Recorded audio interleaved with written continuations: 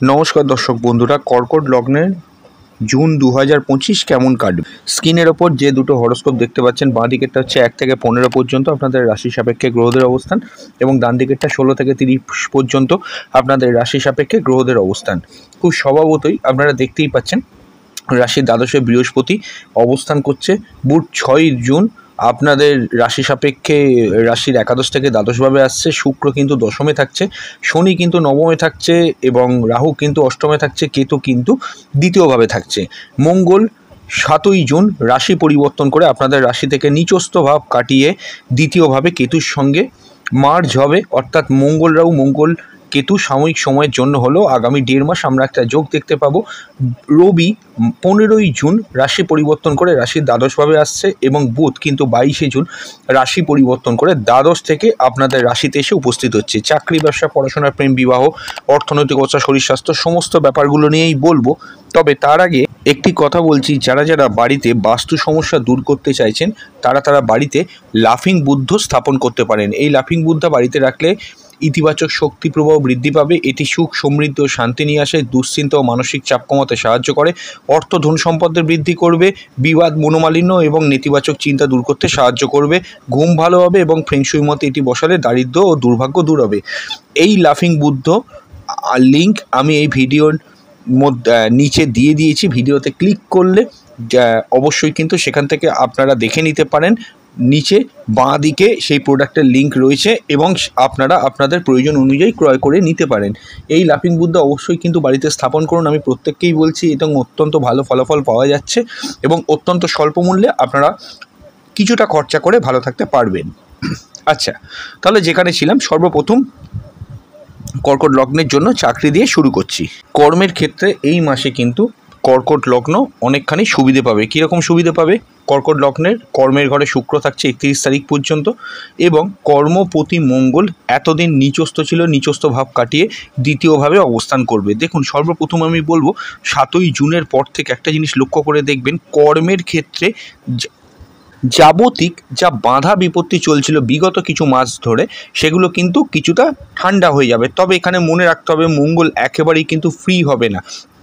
একমাত্র ব্যক্তিগত জন্মছকে মঙ্গল শনি, মঙ্গল রাহু, মঙ্গল কেতু যোগ থাকলে কিছুটা সমস্যা কিন্তু 7ই জুনের পরেও আপনার কন্টিনিউ করবে। তবে মঙ্গল নিচস্থ হয়ে যাওয়ার জন্য যে সমস্যাগুলো হচ্ছিল, কর্মের ক্ষেত্রে বাধা হচ্ছিল, কোনো কাজ করতে যাচ্ছিলেন অফিসিয়াল ক্ষেত্রে ইম্পর্টেন্ট, সেখানে আটকে যাচ্ছিল, সেই জায়গাগুলো কিন্তু অনেকটা রিলিফ পাবেন।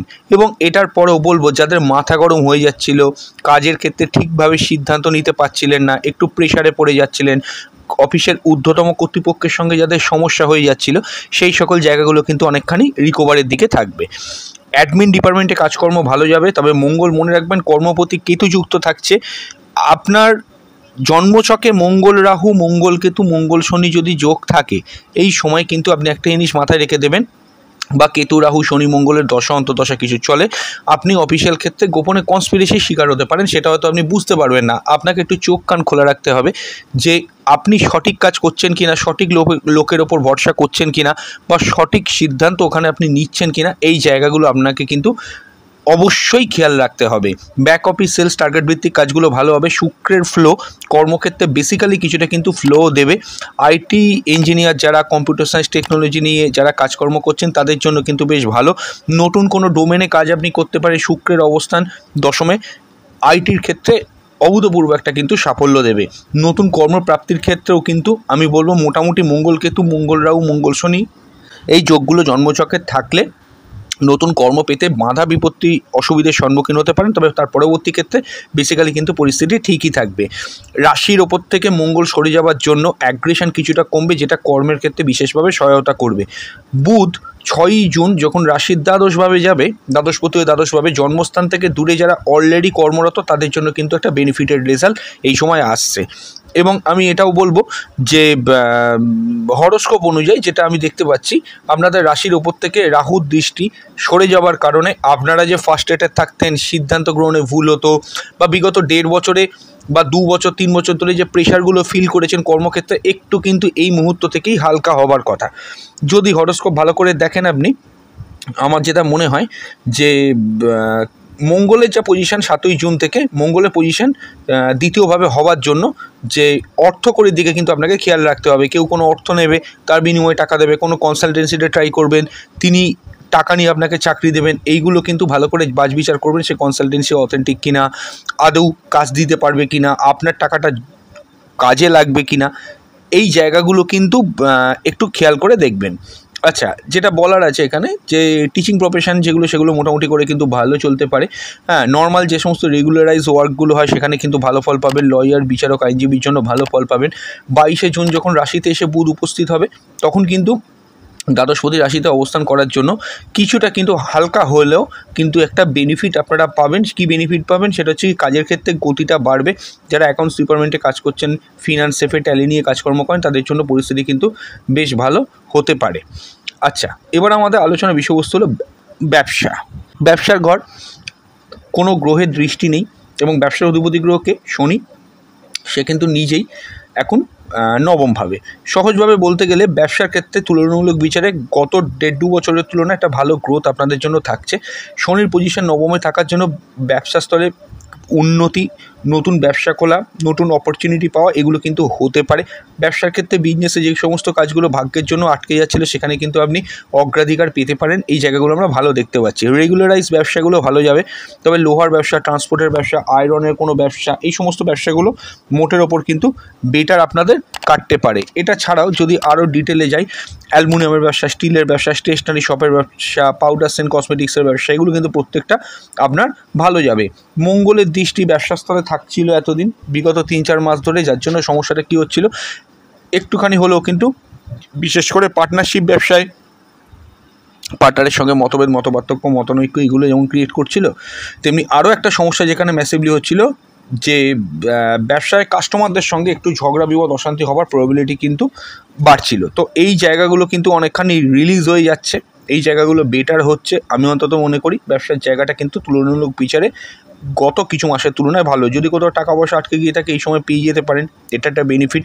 তবে হ্যাঁ, একটা কথা বলবো, যেহেতু শনি নবমে গেছে, ভাগ্যস্থান থেকে মানে অর্থাৎ কি জন্মস্থান থেকে দূরের কোনো জায়গা থেকে ইম্পোর্ট এক্সপোর্টের ব্যবসায় কিন্তু সাফল্য দেবে। এবং দ্বাদশপতি বুধ 6 জুন থেকে 22শে জুন থাকার জন্য দ্বাদশে যে বৈদেশিক মুদ্রা, ডলারে ইনকাম, ইম্পোর্ট এক্সপোর্টের ব্যবসা, এগুলো কিন্তু প্রত্যেকটা হতে পারে বলে আমি অন্তত মনে করি। বিজনেসের জায়গা অ্যাভারেজলি বলতে গেলে এই মাসটা কিন্তু ভালো কাটবে। যারা চাকরির পাশাপাশি ব্যবসা বা ব্যবসার পাশাপাশি চাকরি করেন তাদের জন্য কিন্তু মোটের ওপর এই মাসটা একটু প্রেশার থাকলেও মোটামুটি কিন্তু ভালোই থাকবে। ব্যবসার ক্ষেত্রে লোন নেওয়ার ক্ষেত্রে আমি এইটুকু মনে করি, ব্যবসার স্থলে লোন যদি আপনি নিতে চান তাহলে কিন্তু একটু লোনের টার্মস অ্যান্ড কন্ডিশন দেখে নেবেন, কারণ ষষ্ঠপতি মঙ্গল কেতু যুক্ত হয়ে থাকছে। কেতু যদি অনেক সময় কী করে যে হিডেন কিছু জিনিস রেখে দেয়, যেটা তো খালি চোখে দেখা গেল না, টার্মস অ্যান্ড কন্ডিশনটা আপনার অত স্যাটিসফাইড নয়, সেটা আপনি বুঝতেও পারলেন না, এই জায়গাগুলো একটুখানি আপনাকে কিন্তু দেখে নিতে হবে। এবার আমাদের আলোচনার বিষয়বস্তু হলো স্কুলের পড়াশোনা। হ্যাঁ, স্কুলের পড়াশোনা এতদিন এইটুকু বলতে পারি আমি, স্কুলের পড়াশোনার জায়গাটা এতদিন বাদে এইটুকু মোটামুটি কিন্তু ভালো। গৃহে পরিবেশ অনুকূলে থাকবে, মন আপনার অনুকূলে থাকবে।